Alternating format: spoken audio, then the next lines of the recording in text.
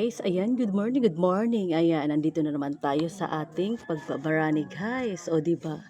Nakaano pa tayo butch kasi maulan dito guys. Maputik yung ano natin guys. O di ba? Ito na naman tayo for today. Ayan, magbarani tayo na naman. Happy Thursday everyone. Today is Thursday. Araw-araw tayong nagbabarani din araw-araw. O di ba? Kailangan natin ng tiyaga guys.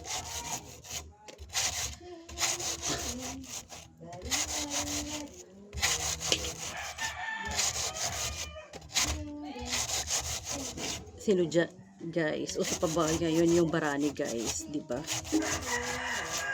Para makatipid tayo sa feeds, guys. Kaya ganern.